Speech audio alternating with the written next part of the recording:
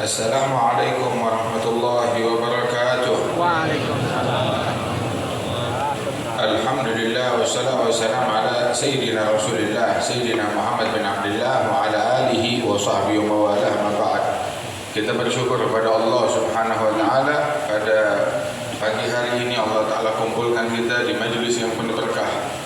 Majelis yang dibina oleh orang-orang mulia, oleh Habib Ali bin Abdurrahman Al-Habsyi. Mudah-mudahan Allah taala angkat derajat beliau dan Allah taala anugerahkan keberkahan kepada kita dengan berkat beliau dan semua guru-guru kita yang hadir, berkhusus keluarga Habib Ali bin Abdurrahman dan juga al-qaid bihadzal maqam Al-Habib Ali bin Abdurrahman bin Muhammad Al-Habsyi dan segenap para kiai, para habaib, para asatidzah, guru-guru dan hadirin dan hadirat, insyaallah mendapatkan berkah, mendapatkan ilmu, mendapatkan taufik, mendapatkan bimbingan dari Allah Subhanahu wa taala, dan Allah taala anugerahkan kita amalan yang baik, perilaku yang baik, sifat yang baik, tabiat yang baik, akhlak yang bagus. Amin ya rabbal alamin.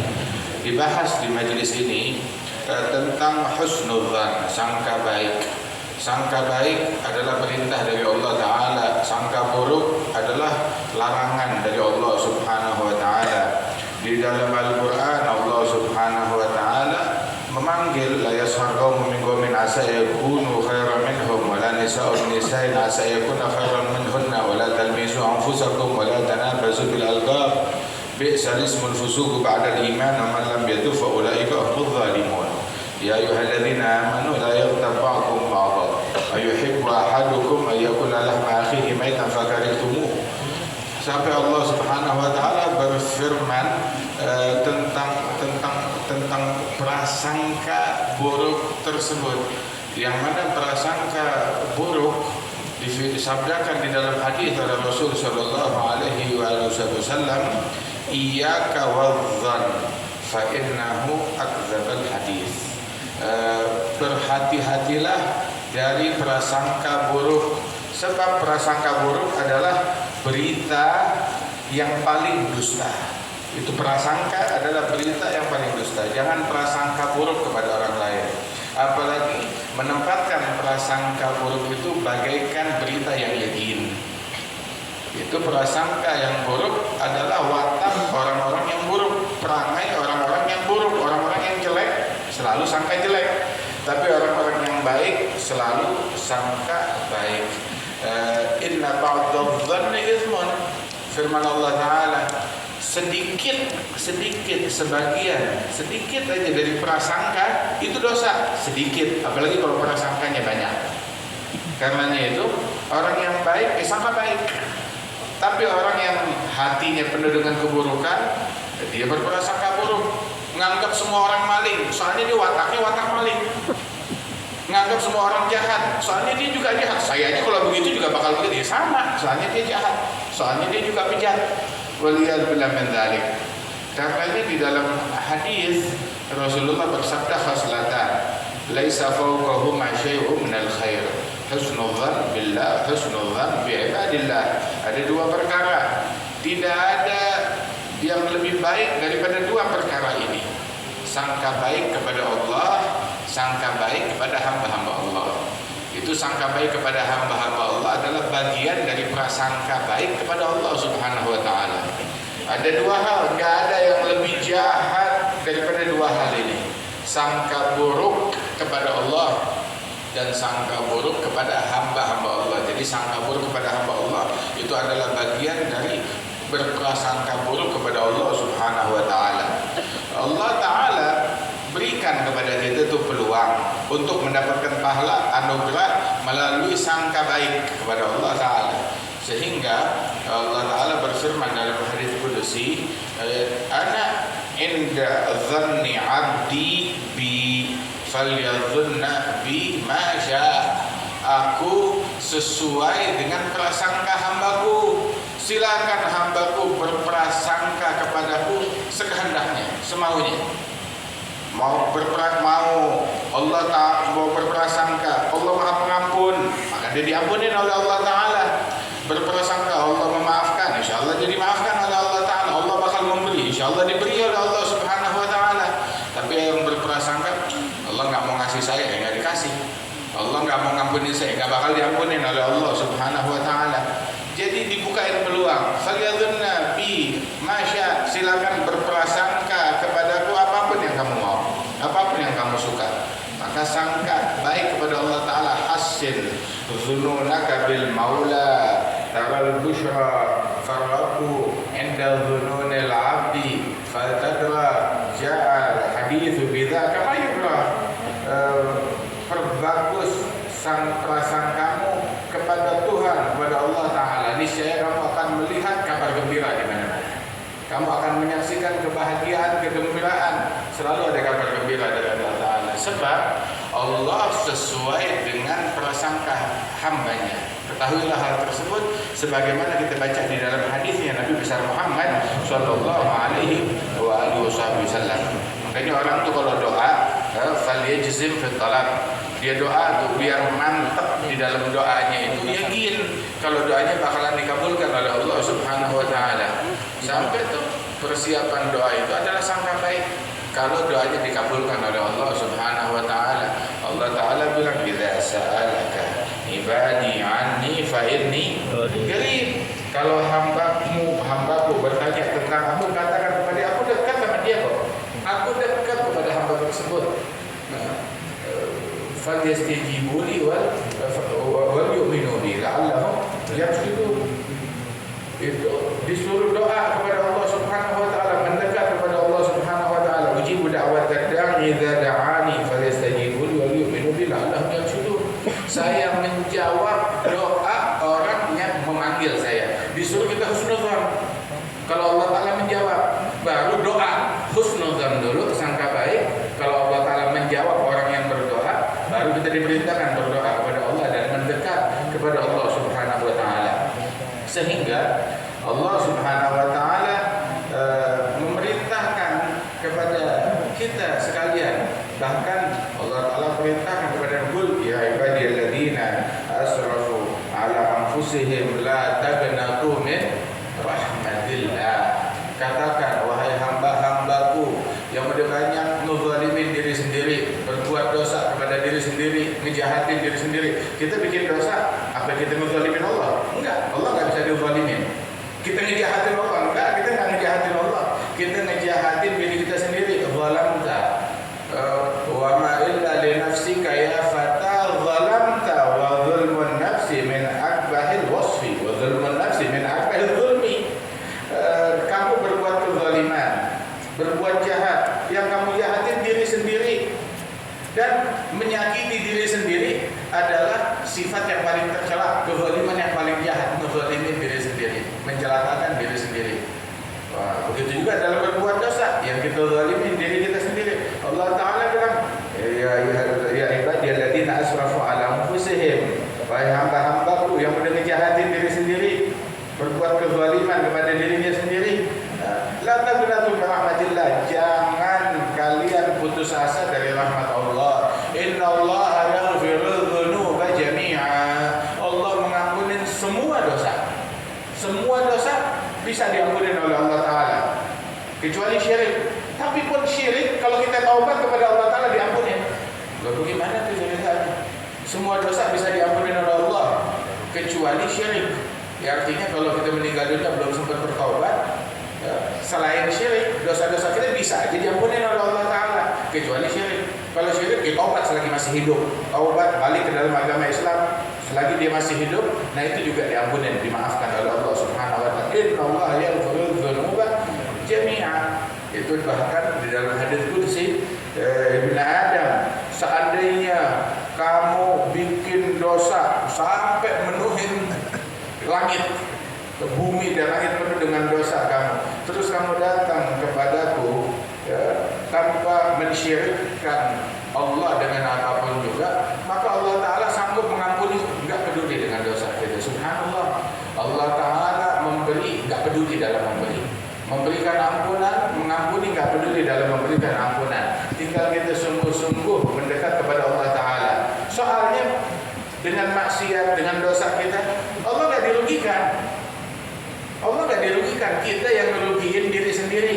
Jadi Allah Ta'ala dengan mudah mengampuni asal kita benar-benar mengetuk pintunya Allah Ta'ala. Bayangin, Kita hadir majelis, belum istighfar, hadir majelis dapat ampunan. Datang ke masjid dapat ampunan. Pergi sholat 5 waktu dapat ampunan dari Allah Ta'ala. Jalan menuju masjid dapat ampunan dari Allah Ta'ala. Orang ketika dia jalan menuju masjid, tiap langkah itu diampunin dosa, tiap langkah dihapus kesalahan, tiap langkah ditulis kebaikan, tiap langkah diangkat derajat oleh Allah Subhanahu wa Ta'ala. Subhanallah. Begitu juga kita hadir majelis, bentar lagi habis ini kita bakal berdiri, bakalan bubar. Itu enggak kita bubar, melainkan dikumandangkan panggilan dari langit, dikumandangkan panggilan dari Allah Subhanahu wa Ta'ala. Itu panggilan itu berbunyi, "Qumu maghfuran lakum." Silahkan bangun dalam keadaan dosa kalian sudah diampuni oleh Allah. "Qad buddilat sayyi'atukum hasanat." Dosa-dosa kalian, kesalahan kalian sudah dirubah menjadi pahala semuanya. Masya Allah. Allah Subhanahu wa Ta'ala demikian. Nah, karenanya kita husnudzan, sangka baik. Sangka baik tuh kepada Allah, sangka baik kepada sesama manusia, kepada muslimin. Jangan sangka buruk kepada orang.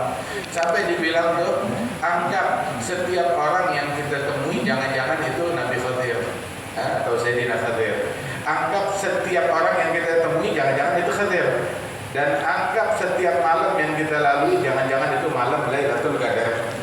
Anggap setiap saat yang kita lalui jangan-jangan itu saatul ijabah, saat dikabulkannya doa. Ini kita dididik dalam agama buat sangka baik kepada manusia, sangka baik kepada waktu, sangka baik kepada amalan.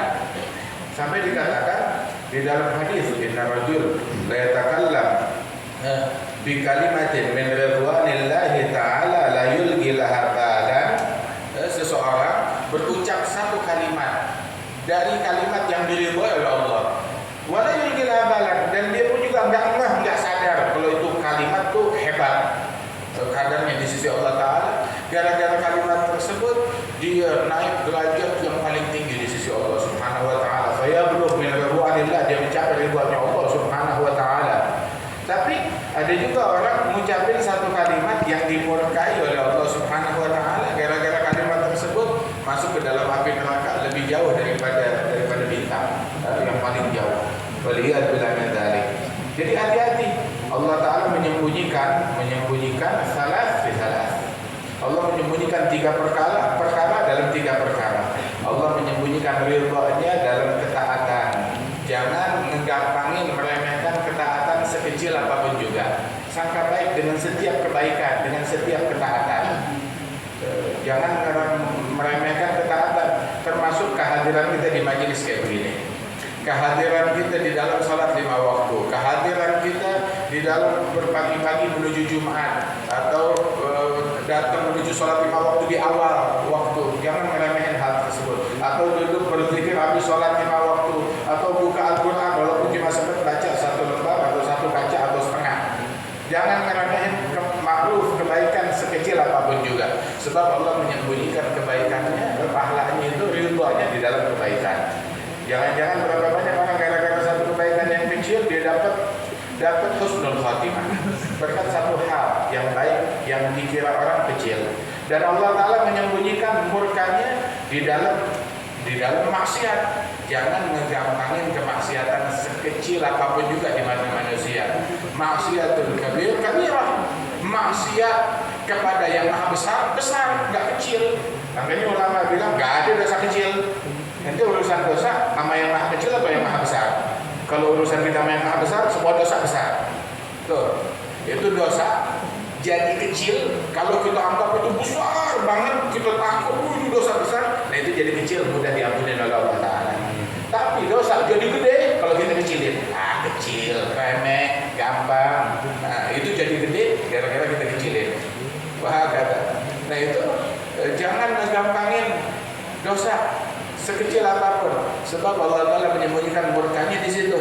Sampai dikatakan inna rajul la yumna aw la yuhram inda mautin min rizqi bi syahadatain bisababi nadhari haram lam yatun minhu. Seseorang akhir hayatnya terharapkan enggak bisa mengucap 2 kalimat syahadat gara-gara dulu matanya ngelihat yang haram, dia enggak sempat bertaubat kepada Allah dari pandangan yang haram tersebut, sehingga enggak bisa mengucap 2 kalimat syahadat gara-gara pandangan yang haram. Waliyad billah min Karenanya tuh jangan ngegampangin taat, jangan ngegampangin maksiat. Allah sembunyikan murkanya di situ. Dan juga jangan meremehkan hamba Allah sesama muslim. Kenapa? Sebab Allah Ta'ala akhfasirahu fi ibadih. Allah menyembunyikan itu di dalam hambanya itu sirnya Allah Ta'ala. Tiap hamba itu menampung sir, rahasia, nur dari Allah Ta'ala. Wa kam khafifin nasi min miskini qadim tala min safwatil yaqini wa hana bainan nas dutimraini wa huwa ladal haqqi azimun ali fa inna fayda fadlihi fin nasi jalla 'ala tabyid wal qiyasi turubuhu bi 'adadil anfasi wa juduhu jarin bi kulli hali falaysa yahtassu bi dhi ansabi wala bi ahli al-jid wal ansabi bal faydu fadl mun'imin wa habi fihi an-nisa yumsunna karijali wa kam bihusnil dhanni min imdadi karena laha man kana dhu rajadi fi khamil imam haqqin hadi yarawnahu nasu minal juhali. Berapa banyak tuh yang tersembunyi di tengah-tengah manusia, dianggap remeh kecil, akan tetapi dia telah meminum minuman yaqin, minuman mahabbah dari Allah Subhanahu wa taala, kadarnya agung dan tinggi di sisi Allah Taala. Dalam hadis kata Rasul sallallahu alaihi wasallam bahwasanya berapa banyak ash'as al-ghubbar madfuh bil abwab law aqsama 'ala Allah la barah. Berapa banyak orang-orang yang kelihatannya dekil, kemudian juga bajunya jelek, rombeng, diremehkan oleh semua orang. Kalau ngetok pintu rumah orang nggak dibukain, nggak dianggap, diacuhkan, nggak ditegur. Kalau sakit nggak dijenguk, kalau meninggal nggak penting jenazahnya, biar orang lain aja yang hadir, nggak dipentingin. Kenapa ya? Remeh, nggak kenal, nggak diketahui, remeh, bukan siapa-siapa. Tetapi orang yang dianggap bukan siapa-siapa tersebut, berapa banyak di antara mereka kalau mengucap sesuatu itu arusnya Allah Ta'ala bergetar, nggak balik jadinya, melainkan udah dikabulin apa yang diomongin, manjur omongannya.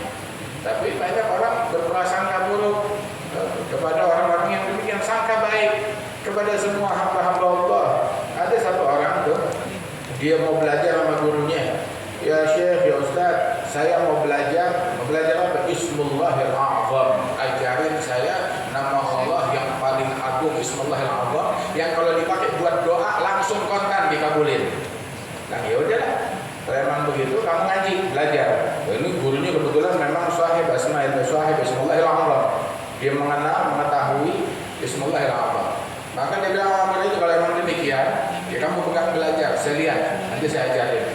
Berguru berbulan-bulan masih belum diajarin, disuruh jalanin adab, disuruh tawadhu, disuruh nuntut ilmu, belum diajarin Bismillahirrahmanirrahim. Sampai satu kali muridnya itu pulang dari pasar, tergesa-gesa datang ke gurunya, ya Ustaz, ya Syekh, saya minta tolong demi Tuhan, tolong sekarang ngajarin saya Bismillahirrahmanirrahim. Udah kepepet.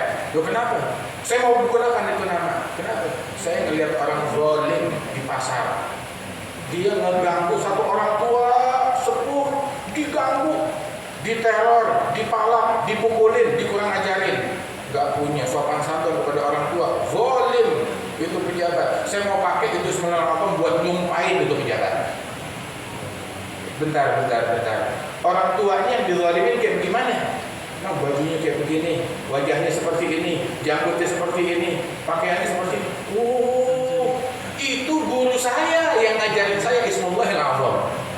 Tuh, yang kamu mau bela tuh, itu guru saya yang ngajarin saya Ismullahil A'zam. Saya tahu Ismullahil A'zam dari orang itu. Dan dia sengaja begitu, dan dia nggak pakai untuk nyumpahin orang. Orang kayak kamu nih nggak pantas diajarin begitu. Kalau kamu diajarin begitu, bakalan dipakai buat nyumpahin orang. Nih saya semua orang disumpahin sama dia. Lihat pejabat nggak cocok, neraka. Lihat lurah nggak cocok, neraka. Lihat camat nggak cocok, neraka. Lihat presiden, lihat menteri, lihat bukan neraka, semuanya diajarin neraka. Nabi Muhammad ngajak orang ke surga, bukan nyumpahin orang. Sallallahu alaihi wasallam. Sampai waktu dilemparin di Taif, saat dilemparin, kemudian disuruh sumpahin, yang nyuruh lagi malaikat Jibril datang bawa malaikat penjaga gunung. Ini diutus oleh Allah Ta'ala, kalau engkau mau tinggal ACC, tinggal bilang iya, ini gunung ditimpakan kepada untuk musyrikin orang-orang kafir. Maka Rasul Sallallahu Alaihi Wasallam bilang, kalau mereka nggak mau beriman, saya tungguin anaknya nggak beriman, saya tungguin cucunya. Nih lihat, kita sekarang Peduli sama siapa? Sama teman kita, sama yang ngebantu kita, sama yang baik kepada kita. Tapi sama yang jahat, masa bodoh? Kita nggak peduli. Nah, ini Nabi Muhammad bukan cuma peduli kepada orang yang baik, bahkan orang yang ngejahati beliau masih dipikirin. Bukan cuma tuh orang, anaknya dipikirin.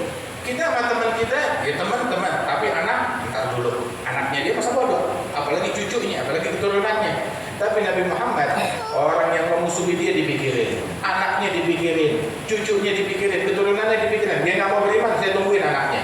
Anaknya nggak mau beriman, saya tungguin cucunya. Sallallahu alaihi wasallam. Benar, Allah Taala yang menyatakan, "Wa ma arsalnaka illa rahmatan lil alamin." Mudah-mudahan Allah Taala anugerahkan kita rahmat ini kepada kita, nanti kita dijadikan kita orang yang penyayang, orang yang cinta, orang yang husnudzon, yang sangka baik, yang dibersihkan hati kita dari prasangka buruk. Ini terakhir satu, kita nggak boleh prasangka buruk kecuali kepada dua. Sangka buruk sama siapa? Kepada siapa? Pejabat? Bukan. Sangka buruk cuma boleh kepada dua. Yang satu setan. Sangka buruk kepada syaitan. Jangan pernah sangka baik kepada syaitan. Curigain. Inna syaitan lakum aduun fattakhiduhu aduwa. Syaitan adalah musuh, perlakukan dia sebagai musuh. Syaitan ngebisikin, udah begini aja, begitu aja, jangan dipercaya. Sarannya dia itu buruk, walaupun kelihatannya baik. Kalau syaitan menyarankan itu buruk.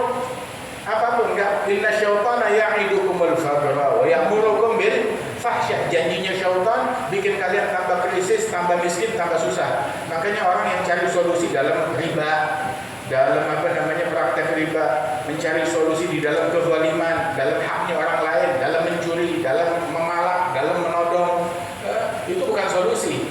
Bisikan syaitan. Syaitan menjanjikan kalian tambah terpuruk, tambah krisis, menjanjikan kefakiran, dan menjanjikan perihal-perihal yang buruk, yang tercela, yang keji, yang busuk. Tapi Allah Ta'ala ya'idukum maghfiratan minhu wa fadla. Allah menjanjikan ampunan dan pahala dari Allah Ta'ala. Sangka buruk kepada syaitan, selalu sangka buruk. Sama yang kedua, sangka buruk kepada siapa? Kepada diri kita sendiri, kepada nafsu. Jangan sangka buruk kepada manusia siapapun kecuali diri kita sendiri. Ini enggak, dia sangka baiknya sama nafsunya dia, sama dirinya dia. Sangka buruk kepada semua orang. Nah, curigain nafsu kita. Jangan pernah tuh kita berada di pihaknya nafsu. Jadilah kita di pihak orang-orang yang membenci nafsu kita. Itu baru benar. Itu Sayyidina Yusuf bilang, wa ma ubari'u nafsi inna nafsa la'amaratun bisu. Sayyidina Muhammad al-Busiri bilang, khalifin nafsa wa syaitana wa'asihima wa inhuma mahhataka nusha fattahini. Langgar syaitan, langgar nafsu, curigai mereka. Kalau mereka memberikan saran, curigai sarannya, pasti mengandung racun di dalamnya. Nggak ada ketulusan dari nafsu dan syaitan. Nabi sampai bilang, ada aduwik, musuhmu yang paling bejat, yang paling dahsyat, yang paling bebuyutan. Tahu siapa musuh kita yang paling bebuyutan? Yang paling bebuyutan musuh kita adalah nafsu allati baina jambai. Dirimu sendiri yang berada di antara kedua pinggangmu, ya diri kita sendiri. Itu nafsu. Lu enggak, lu bermusuhan sama orang. Kita disuruh berbaik-baikan sama orang, bermusuhan sama nafsu kita. Jangan terbalik. Nah, ulama ngajarin tuh, Nabi Muhammad ngajarin untuk kita nih curigai nafsu kita, bukan curigai orang lain. Berhati-hati wajib, tapi sangka buruk diharamkan oleh Allah Subhanahu wa taala. Nabi kata sahabat, kana yahtarisu min ashabih wa la yatrukul masyasyata fi wujuhihim. Beliau waspada, berhati-hati bahkan dari teman-temannya. Jaga berhati-hati. Tetapi enggak mengurangi akhlak beliau, ramah beliau, sopan santun beliau, budi pekerti beliau, senyuman beliau kepada sahabat-sahabat. Mudah-mudahan Allah Ta'ala anugerahkan kita akhlak dan kesucian hati dan dijaga kita dari keburukan. Amin ya rabbal alamin. Allahumma ja'al jamana hadza jam'an marhuman tafarraqna min ba'di tafarruqan ma'suma la tajal fina wa la minna